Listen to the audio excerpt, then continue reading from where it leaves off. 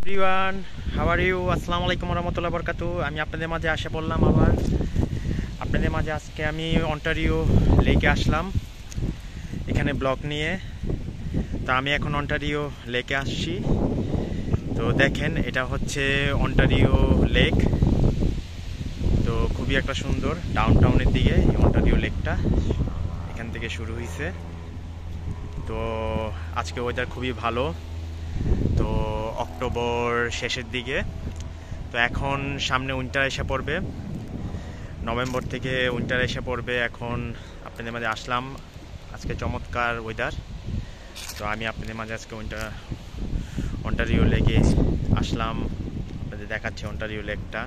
তো এখানে সব মানুষ আসে, এই অন্টারিও লেকের পাশে মানুষ ঘুরতে আসে, টাইম স্পেন্ড করতে আসে, এখানে আবার জগিং করতে আসে, সাইকেল চালাতে আসে।